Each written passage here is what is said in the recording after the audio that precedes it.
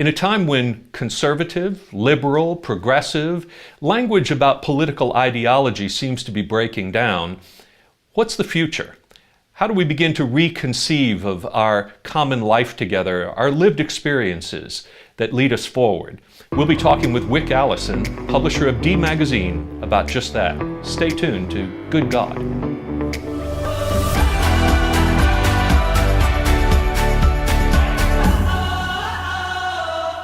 Welcome to Good God, conversations that matter about faith and public life. I'm George Mason, your host, and I'm pleased to welcome back to the program Wick Allison, the publisher of D Magazine. Wick, good to have you with us. Nice to be here. Thank you very much. So we were talking a great deal in the first episode about the city of Dallas, and this is very much your charge as being the publisher of a magazine that focuses on the good of the city. And, you know, just taking a step back before we get into more details about that, there is an enormous shift that's happened, I think, in the history of humankind toward cities. That is to say, I think, I'm not sure that all of our theology has caught up with that shift. That's an interesting point. I think we still carry an agrarian theology in many ways. Probably the most influential early thinker about this in the last century was a Jesuit priest that was also a paleontologist, which is Pierre Teilhard de Chardin, right, who talked about how everything is moving in an evolutionary manner toward a greater complexity. And that cities are a reflection of that, I think. That we are moving toward a life together in which we're getting closer, more complex, and I think he views that in a theological sense, a Christ-oriented sense, as moving toward a greater complex unity in God, of course. But when we think about our theology, I still think our political ideologies are often stuck in these polarities. But we haven't developed a good theology of the city, I would say. And so I'm wondering, when you think about the role of the faith community in Dallas, and how you see it functioning as a faithful Catholic layman who cares about the church and its life, what do you see the church's role and how it's playing that role? Well, I want to say, first of all, that it's such an interesting point about theology of cities that you've already got me kind of wondering things. Yeah. But as for the church's role, I think the churches in Dallas have actually, in general, played a really ameliorating and I don't know the word for bridging, but bridging role, trying to connect its mostly affluent parishioners with the real needs and reminder of real needs. Call it social gospel stuff, which is I am a weird kind of traditionalist Hindu Catholic, traditionalist, not traditionalist Hindu, but traditionalist, Hindu Catholic. So I'm all. That's confusing. Yes. Well, it is. It's very confusing to me. But anyway, the Catholic Church has always had a theology of the poor. Yes. And I've been lucky enough to be very deeply involved in an expression or manifestation of that theology called the St. Vincent de Paul Society. Yes. Its mission is to actually visit the poor in their homes as a neighbor and take care of their needs. This is the kind of thing the Catholic Church strongly encourages, the bridging. Yes. And the idea of acting in the place of Christ as his it's not only the Pope who is the representative of Christ on earth. I mean, all of us are. Yes. But I've been impressed to see churches. What's the most affluent church in Dallas? I'm going to guess it's Highland Park Methodist Church. Yes. And I'm very impressed with the Methodist sense of outreach. And you take a wealthy church like that and the many programs it has Remarkable. established Right. for different unserved constituencies, and the role it's played in connecting other Methodists who are of a different color in a depressed area, trying to connect and overcome this natural suspicion that do-gooders cause and communities they try and serve, but to bridge the gap by the commonality of being Methodist. Yes. And I'm just sometimes in awe of all they do.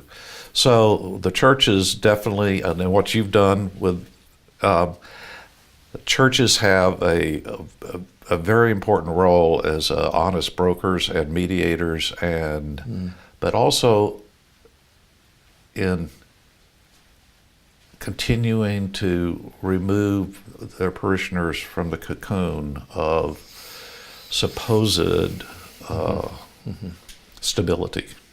So I think Nobody is really stable. nobody is stable, and that's that's part of the nature of the world God made and the way God made it, is that faith is about trust in the midst of change, not trying to secure a world without change, and we don't need to trust in anyone. So The AA saying is that because there's so much fear that just comes with being a human being, Right. And the AA saying is that the opposite of fear is love. Yeah, and perfect love casts out fear, according to 1 John. So, but I think it's an interesting point that I would agree with, that in the history of Dallas, the religious community has done an exceptionally good job of reminding Dallas and our parishioners, our congregants, about the importance of the poor, and making charitable work a very important part of our city's life. The challenge for the religious community today is moving from a charity consciousness to a public policy consciousness, and seeing that those two things are not opposed to one another. That when we're talking about charity, we're saying we care about the poor, and about seeing that they have the life that they need. But when we're talking about public policy, what we're doing is simply extending that into giving them the opportunity to flourish, not just being sensitive to their most immediate needs. And so, what a good point. And while it's very contentious on within the churches and on a national and between different political groups on a national basis, it's less contentious if the churches help us all get pointed in the same direction on a civic city basis. Yes. And I do think that's the churches can help in this way. I mean, I'm a media guy, so when I look at a problem like we have in the city that we previously discussed, overall strategic problem, the first thing to me is to change the climate of opinion. Obviously, number one, if I was ignorant about it, and I'm the publisher of D Magazine, if the incoming mayor is ignorant about it, and he's the incoming mayor, and then there's a little consciousness raising that needs to take place.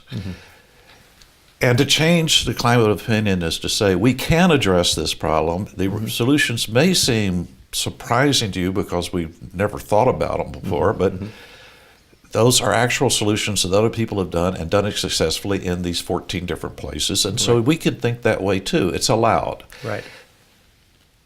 The churches also, so that's kind of the role D Magazine plays in changing the city and I play the activist political role, but that's not demagazine. But the churches can come in with a critique of the problem just as well as demagazine can. Yes, exactly. And the history of how it developed and an understanding of what the result has been. Yes. So, and say that the goal of, here's just one change we just need to make. Right. As a city, and the churches could help lead this. The goal for 100 years or more in Dallas has always been growth. We are the most chamber of commerce of all the chamber of commerce cities in America. Right. Growth, growth, growth, growth. Let's just change that. What if our goal is not growth? Our goal is prosperity. Nice. Shared prosperity. Shared prosperity. Exactly. And if our goal in looking at problems in South Dallas or elsewhere, or immigration or anything else, is how does it add to our prosperity? Right. How is the common prosperity? We are a commonwealth. Yes. Right. Right. How does it create prosperous neighborhoods? Yes. And so if we just looked at things in that framework, we'd be moving a lot faster than we are. Well, that actually raises a question about, and media plays a part in this, I think, is that the time in which we live makes me sometimes question whether it's still true that all politics is local. In an age of social media, in an age where information is so readily accessible, and it feels like there's been a shift in the last 20 or 30 years, where we have a sense that our opinions and our work is being much more influenced by a larger, wider world than it is by our lived experience on the ground in our local communities, rather than going the other direction. And I don't know if that bears itself out, but I do think that when we come down to the question of where we can have the most impact and influence, it certainly is in the flesh and blood relationships we have in the communities we are located in, rather than spending all of our time thinking in abstract notions of globalism and the like. Well, you're speaking like a true conservative. Well, in fact, I'm on the board of a magazine called The American Conservative, and that's one of its tenets. Is localism is the driver of psychological satisfaction, the sense of community and networks. Right. And with the phenomenon you were talking about with the new social media being dominant, that's certainly true. Yeah.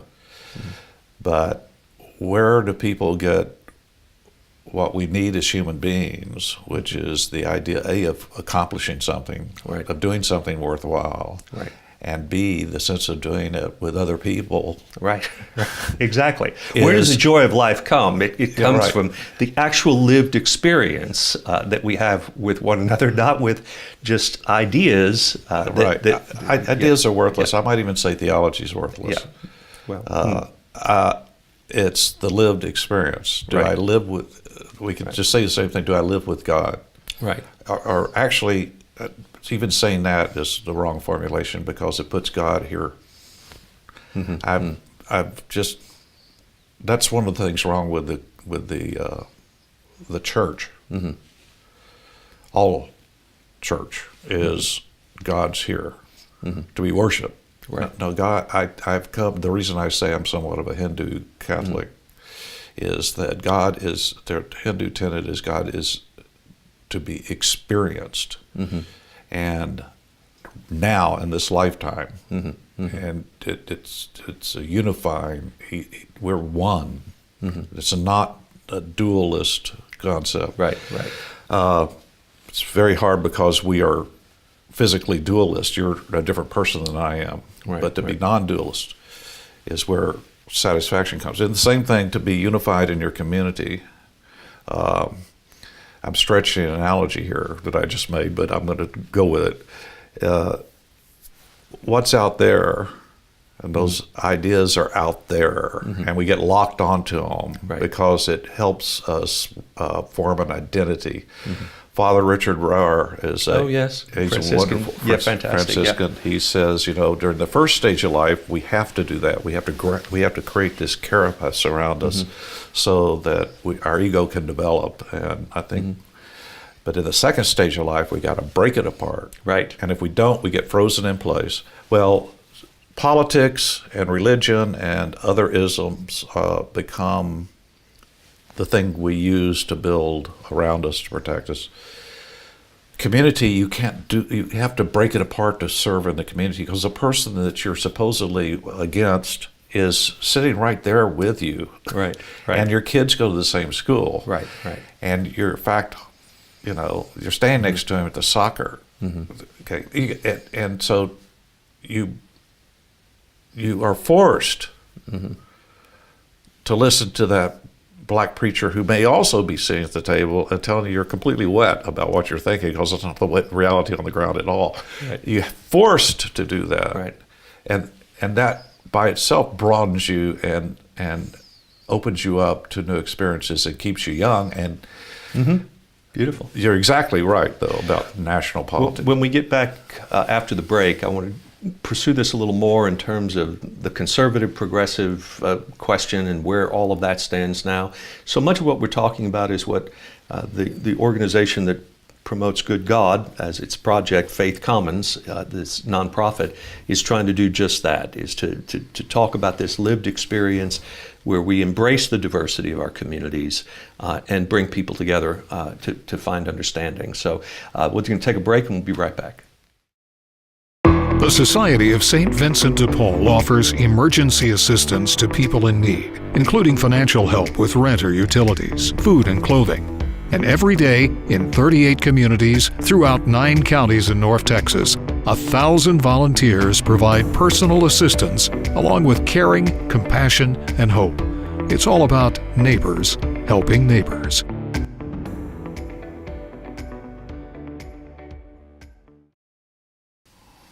We're back with Wick Allison. Wick, we were just talking about conservatism and some of the concepts that are endemic to conservatism that have to do with embracing the lived experience of people and how life brings about greater joy by actually operating from the bottom up, so to speak, instead of abstract ideals that we live into, which tends to be a more progressive notion. So Edmund Burke, I think, probably historically, but yes. Please go back to Edmund Burke. Oh, well, let's go back to Edmund Burke. Okay. So yes, so this is part of his critique, of course, I think, of the French Revolution, and the liberty, equality, fraternity sort of thing, and the ideals that we're going to live into, but we're going to actually off their heads and everything traditional and start the world over again. And so this is part of the critique of a sort of progressive liberalism, I suppose, and counting myself more in that in that world, because coming out of a Baptist kind of setting that has always been so much more conservative and traditional, I see the need for us to envision the world that God had intended and live into it, and that's not always just trying to keep the world we have. But I think the failure of progressives to understand true conservatism is that conservatives are not against change per se. What they're against is willy-nilly change, you might say, that Edmund Burke wanted to say, test these things before you go wholesale into them, and that change should come out of the lived experience of people and whatnot. So, where are you about that today? Well, I think you're confusing a lot of your audience, or a lot of people who read, who watch television, and these conservatives are on air. Mm-hmm. And that's what conservatism is. Right. Actually, they're not conservative at all. Okay. They are right-wing ideologues, right. Mm-hmm. who are totally opposed to left-wing ideologues who are totally opposed to right-wing ideologues. So we're back and forth. So let's let the ideologues right. have their fun time. The conservatism, Burkean conservatism, the kind of conservatism the magazine I support, the American Conservative, right. is deeply involved with intellectually, is very much what you say. Against all abstractions. The organic experience, what you call the lived experience, is to be respected. Right. And the organic experience is not the present moment necessarily. Chesterton said democracy is the,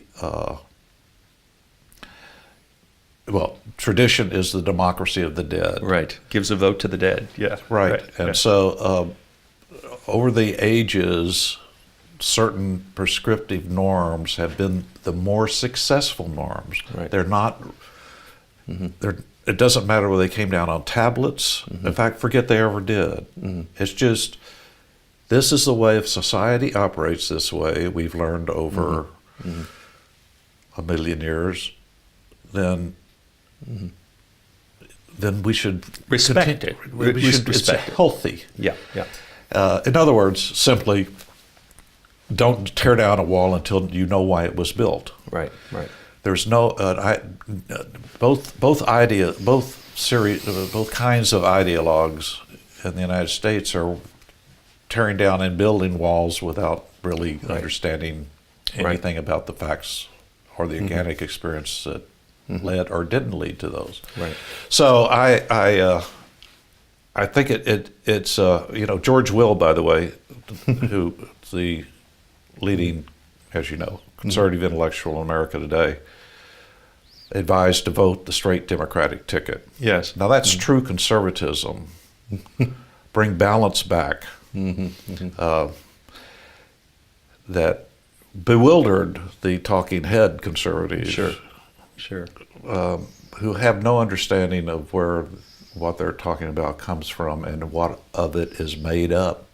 Right. So, well, this is actually interesting to track with you personally, because having been worked for Bill Buckley and been a Buckley conservative and National Review and American Conservative Now and all these sorts of things, you famously came out to support Barack Obama's election.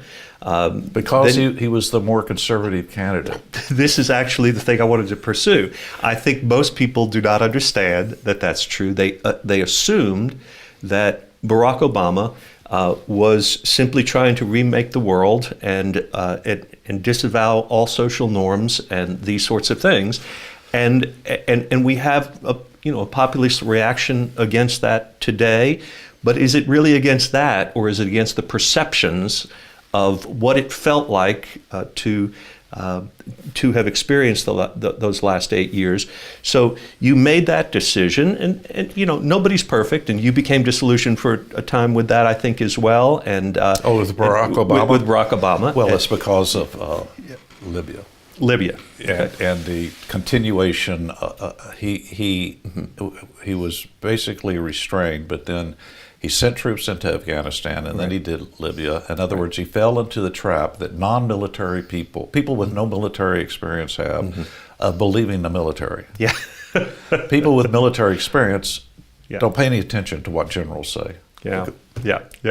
Okay, so where we are today, obviously in the age of Trump, is now seemingly a non-ideological political age. Well, it's refreshing that way. I hadn't thought about it that way, but it's actually refreshing. Yeah.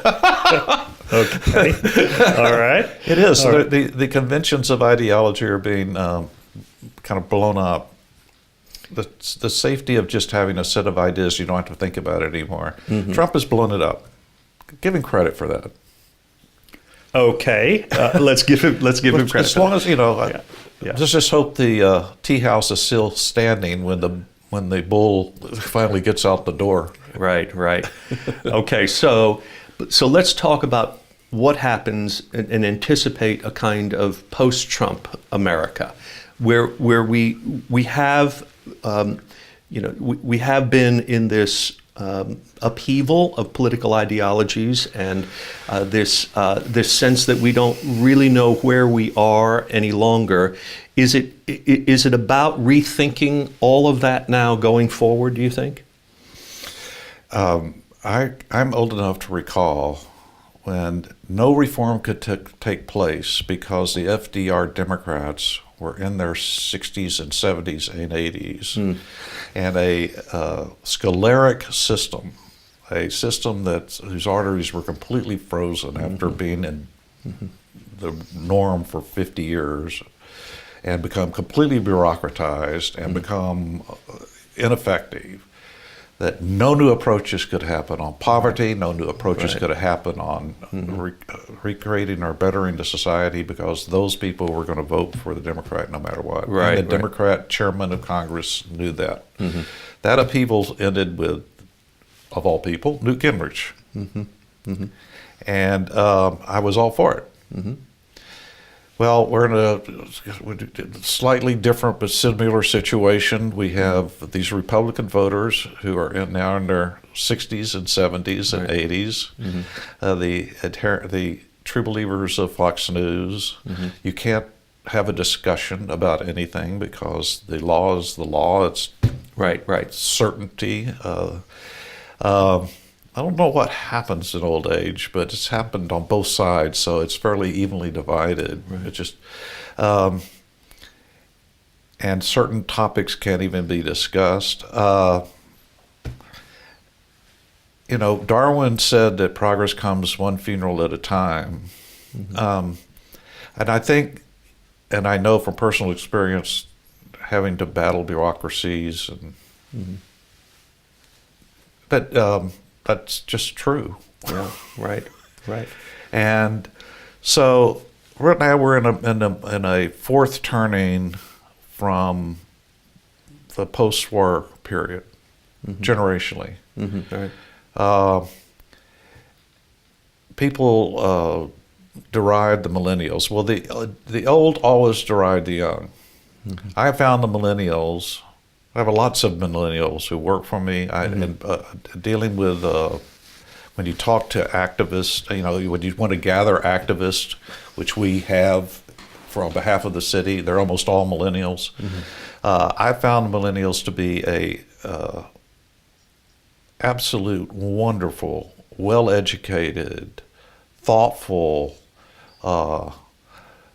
committed generation. I am so impressed with millennials.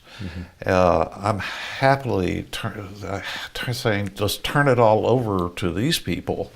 Now, their approach is completely different, and they're not locked into any. Of course, we're always talking generally when we're talking about a generation. The problem is they're not locked into any belief systems. But they do have a forward sense as a massive generation, which they're the largest generation in history, would naturally have, of how are we going to remake the world? How am I going to make my place in the world? But it's nothing like what anybody has seen before. Let me just give you one example. A Goldman Sachs study said of their relationship with cars. A Goldman Sachs study of, are you definitely do you own a car? Or if you don't, are you definitely going to buy a car or lease or whatever car? Are you not going to have a car? Largest generation in human history, 15% said they were definitely going to buy a car.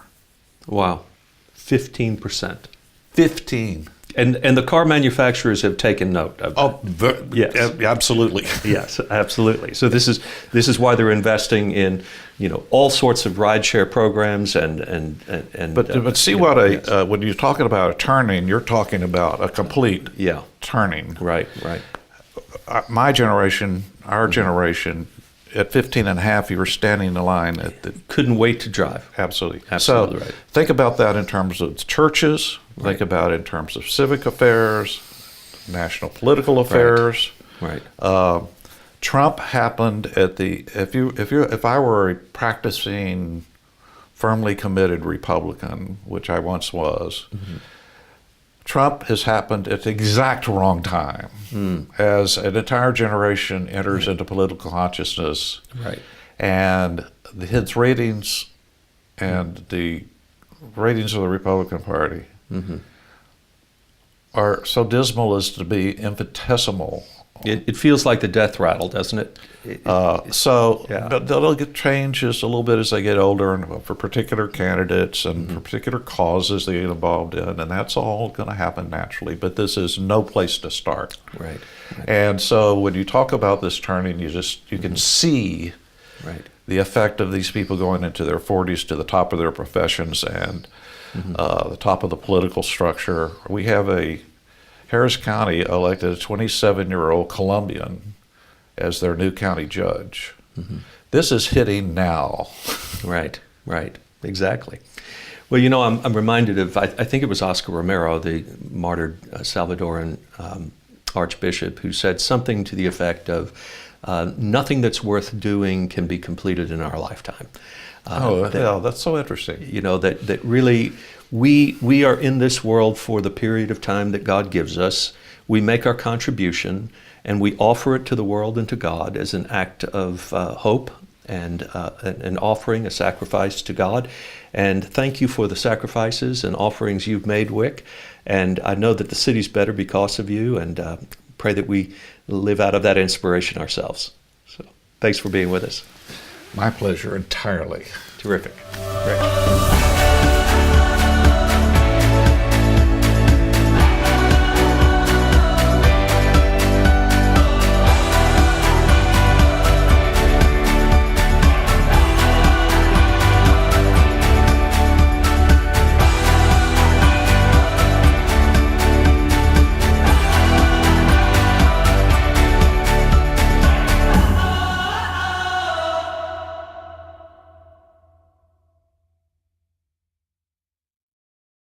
The Society of St. Vincent de Paul offers emergency assistance to people in need, including financial help with rent or utilities, food and clothing.